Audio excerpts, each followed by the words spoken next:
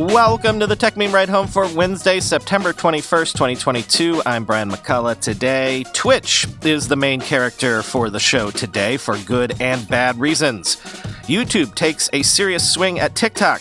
Microsoft releases Windows 11's first major update. Nvidia outlines its next-gen GPUs. Can Helium make it as an MVNO? And Google does Google things. Here's what you missed today in the world of tech. Sometimes I can go weeks, even months, without mentioning a company and then wake up and discover that company is the main character on Techmeme that day. Twitch, take a bow, son. Today is your day. First, there was this. After a streamer admitted to scamming viewers, Twitch announced plans to prohibit streaming unlicensed gambling sites with slots, roulette, or dice beginning on October 18, quoting The Verge. Critically, Twitch is not banning all gambling or even all streaming of the gambling forms mentioned above. There will be a carve-out permitting sports betting, fantasy sports, and poker, while the streaming of slots, roulette, and dice is only prohibited if the websites streamed aren't, quote, licensed in the U.S. or other jurisdictions that provide sufficient consumer protection, end quote. The gambling sites that will be swept up in the ban include Stake.com, which is one of the most popular slot gambling sites streamed on Twitch. Big streamers like XQC and Trainwrecks TV frequently feature it on their streams. Gambling on Twitch has become a hot-button topic as wealthy streamers seemingly promote their services ostensibly to minors and potentially feeding gambling addictions. Earlier this week, It's Slicker came forward admitting he built hundreds of thousands of dollars from fellow streamers to support his sports betting habit. From that event, big-name streamers like Devin Nash, Techmeme, and Mizkif, who is currently embroiled in a separate but tangentially related incident, proposed or supported a potential boycott of Twitch if the platform didn't ban gambling from the site. Now that action may no longer be necessary. However, sports betting, the form of gambling that started this recent conversation, is one that will be spared when the ban takes effect, end quote. Then, this morning, came an analysis of Twitch streams from October 2020 through August 2022, done by Bloomberg, which allegedly shows Twitch's moderation tools widely failed to prevent children streaming on the platform and adults grooming them.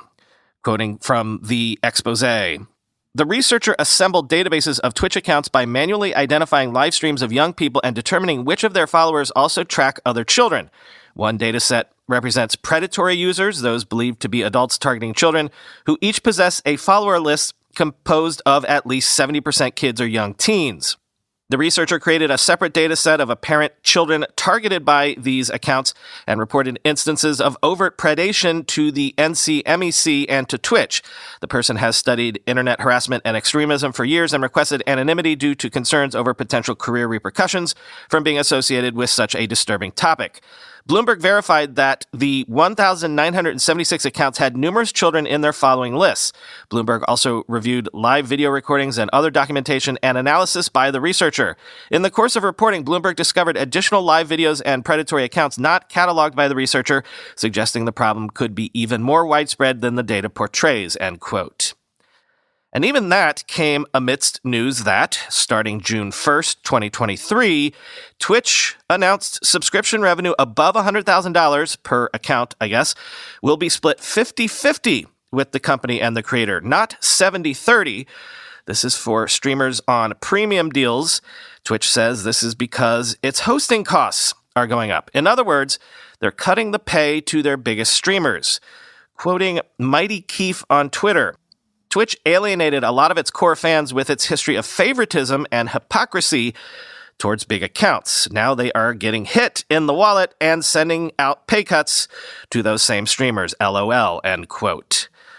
Also, video hosting costs? Doesn't Amazon own Twitch? Doesn't Twitch use AWS? So is Amazon screwing over Amazon here in terms of cost inflation?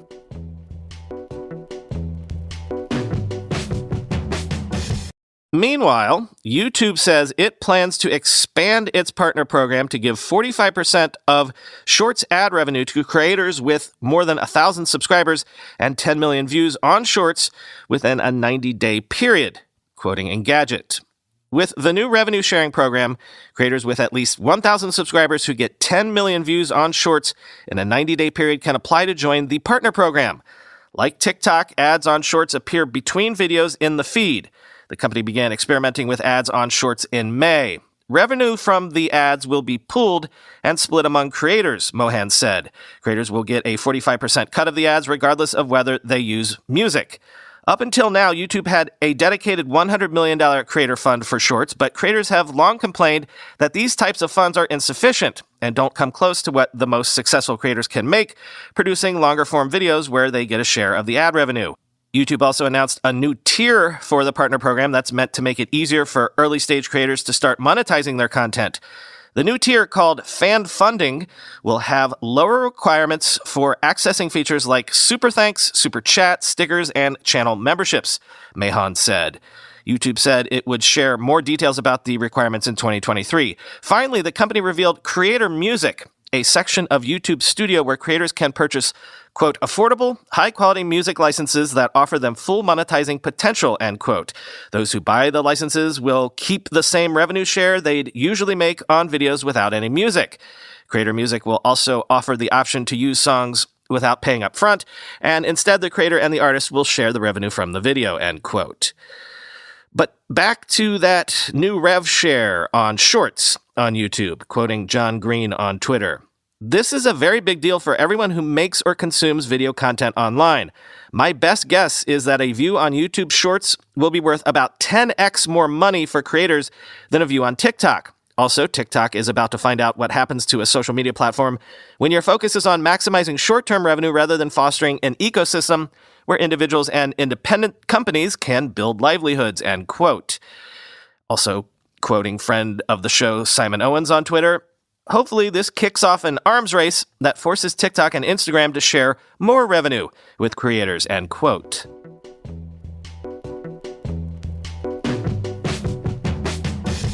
Microsoft has released Windows 11's first major update, adding Start menu folders, more snap layouts, dark mode improvements, live captions, voice access, and more.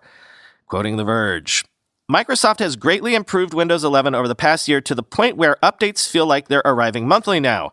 The Windows 11 2022 update addresses a lot of the early complaints I had about Microsoft's initial OS release, and it has improved enough parts that I've gone ahead and upgraded my main machine to Windows 11 after initially holding off. If you were also wary of upgrading, the Windows 11 2022 update might just be the time to hit the big install button. That's if your PC even supports it in the first place. The Windows 11 2022 update is available today and includes features like Start menu folders, improvements to snap layouts, live captions across the entire OS, better touch gestures, and even a new Xbox controller bar. It also includes a number of meaningful accessibility improvements and marks a shift in the way Microsoft is thinking about new features. There's something new here for almost every Windows user. Start menu folders are the first obvious improvement. Once you upgrade to the Windows 11 2022 update, you can drag apps on top of each other on the Start menu to create folders and pin them freely. Microsoft has also added the ability to resize the pinned area so you can see less of the recommended feed of files that appears below apps on the Start menu.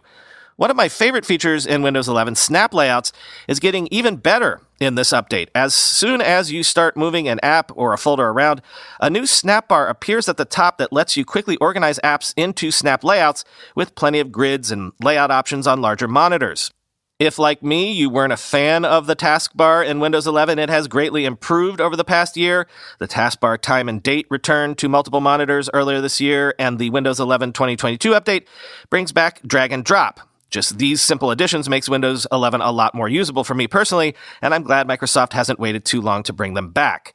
Windows 11 is also starting to look more consistent now. Microsoft has made some subtle design changes in the Windows 11 2022 update, improving animations, icons, and more. Even dark mode has improved, with the Task Manager now supporting a new interface and a dark theme. There are still many parts of Windows 11 that aren't fully dark, and it's clear Microsoft is taking its time to get these right and not just slapping a general black theme everywhere, end quote.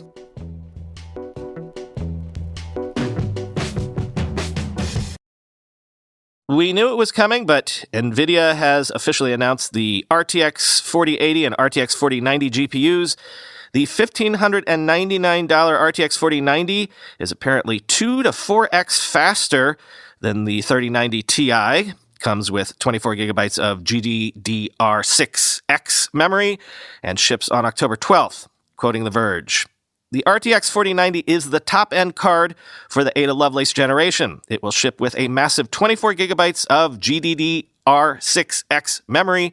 Nvidia claims it's 2 to 4 times faster than the RTX 3090 Ti and will consume the same amount of power as that previous generation card. Nvidia recommends a power supply of at least 850 watts based on a PC with a Ryzen 5900X processor. Inside the giant RTX 4090, there are 16,384 CUDA cores, a base clock of 2.23 gigahertz that boosts up to 2.52 gigahertz, 1,321 tensor T-flops, 191 RT T-flops, and 83 shader T-flops. Nvidia is actually offering the RTX 4080 in two models, one with 12 gigabytes of memory and another with 16 gigabytes of memory, and Nvidia claims it's 2 to 4 times faster than the existing RTX 3080 Ti. The 12 gigabyte model will start at $899 and include 7,680 CUDA cores, a 2.31 gigahertz base clock that boosts up to 2.61 gigahertz, 639 tensor T-flops, 92 RT T-flops, and 40 shader T-flops. The 16GB model of the RTX 4080 isn't just a bump to memory, though. Priced starting at $1,199, it's more powerful with 9,728 CUDA cores, a base clock of 2.21 gigahertz that boosts up to 2.51, 780 tensor T-flops, 113 RT T-flops, and 49 shader T-flops of power.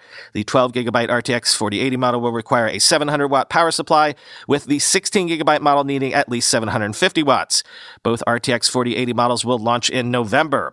All three of these RTX 40 series cards will include new Nvidia Shadowplay support to capture gameplay at up to 8K resolution at 60 frames per second in HDR. Nvidia is also using its latest encoders with support for AV1 encoding and improved efficiency for live streams using AV1, end quote. By the by, Nvidia also unveiled the RTX 6000, its new flagship GPU for the professional visualization market, offering 2 to 4 times the performance of the previous gen RTX A6000. And Nvidia unveiled RTX Remix, a free AI modding tool built on Omniverse that lets modders quickly create RTX mods for supported DirectX 8 and DirectX 9 games.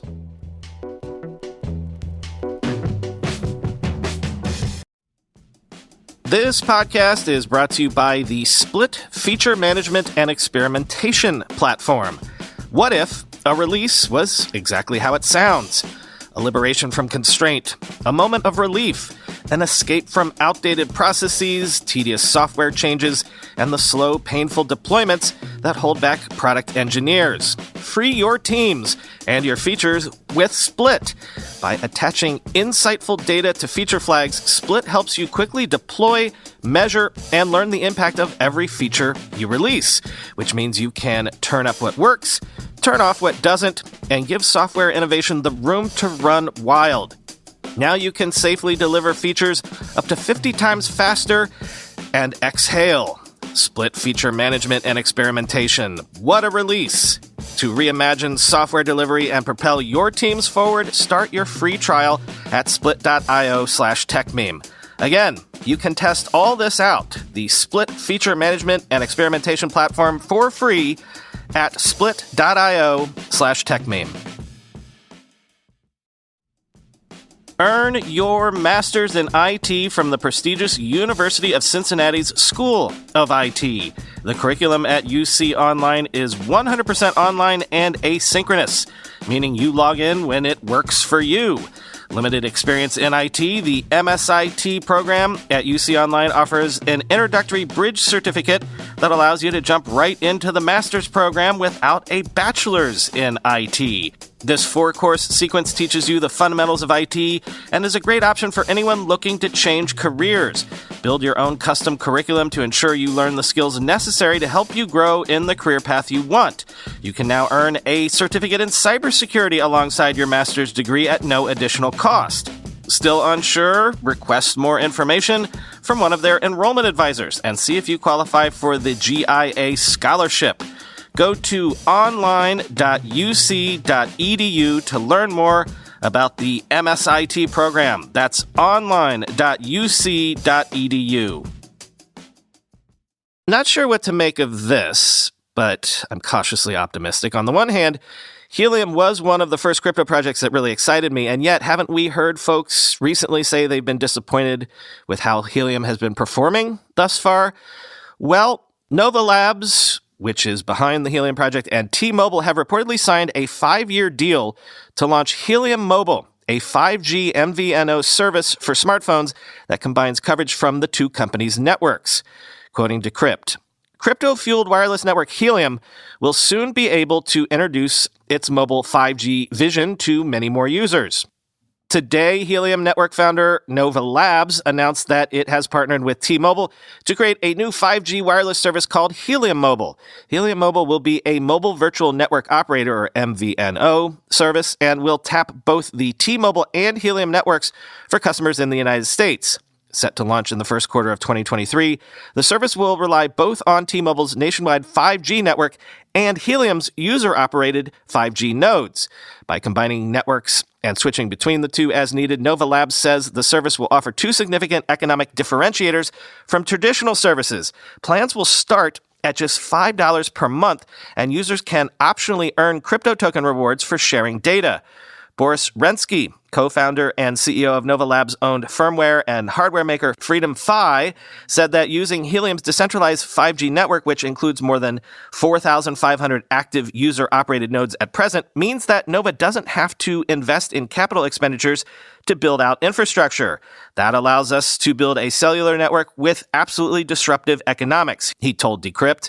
Helium is a network of decentralized wireless hotspots that incentivizes users with crypto tokens for running a node and supporting the network. The initial Helium network focused on powering Internet of Things devices like sensors and trackers and has more than 950,000 node operators at present. The 5G network is newer and has far fewer users so far, as the 5G hardware is also currently much more expensive than the nodes that support the original Internet of Things network. In June, the Helium Foundation revealed plans to spin off the original HNT reward token and create a new token for each network with an eye toward supporting additional wireless protocols in the future. Initially, voice calls will take place entirely on T-Mobile's network, while data transfers will use service providers by node operators in the decentralized network where available. Otherwise, it automatically falls back to T-Mobile's network. But as Helium's network expands, more of the load will be moved off of T-Mobile's infrastructure. Additionally, Nova Labs is working with smartphone makers to design phones that are specially designed to accommodate seamless switching. Users will be able to bring their own phone as well, but a press release suggests that the Helium-certified phones will be more efficient at validating network coverage and thus can earn more mobile token rewards. The Helium Mobile news comes following the launch of a proposal to move the network from its own custom blockchain to Solana, a rising blockchain platform for apps, DeFi, and NFTs. The token-based vote is slated to conclude on September 22nd, with users overwhelmingly voting in favor of the proposal as of this writing, end quote.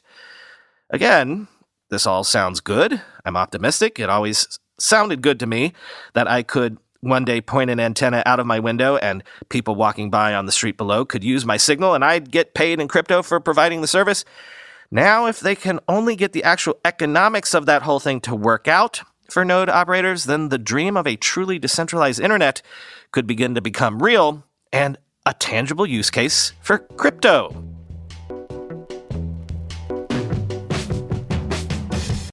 Finally today, look, I don't really know how much more snark we can even wring out of this at this point, but here you go. Google announced plans to integrate Google Tasks reminders across G Suite apps, including Assistant, Calendar, Docs, and Sheets in the coming months as an opt-in first. I'm going to let The Verge handle the rest. Quote, going forward, Google views Tasks as a hub for all your tasks across Google products. Hit the button that adds any Gmail thread to your to-do list so you can get to it later. Create reminders in Google Calendar, and they'll show up both in your schedule and in tasks. Say, hey, Google, remind me to take out the trash at 9, and the assistant on your phone or smart display, and you guessed it, it'll show up in tasks. This sounds good and pretty straightforward, right?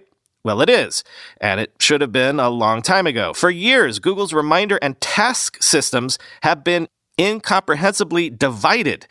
Google Reminders was different from Google Tasks, and a reminder and calendar was different from a reminder and Keep, which was different from a reminder and Assistant. The only place to see all your to-dos in one place was the Google Calendar mobile app. It didn't make any sense, and everybody knew it. Even now, Google hasn't fully solved its problem. Its announcement today doesn't mention Keep, which likely means that app's reminder system will still be separate. And the best version of this feature would extend across much more of Google's ecosystem. It might notice when someone assigns you to do something in Docs or Sheets, for instance, and then add it to your to-do list, end quote.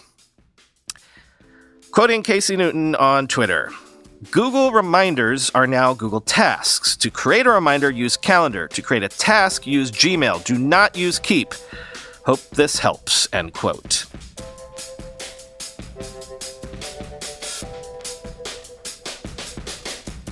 So yes, I was in the dentist chair yesterday, literally in the chair, when I started to get the tweets that the premium feed wasn't delivering yesterday's episode.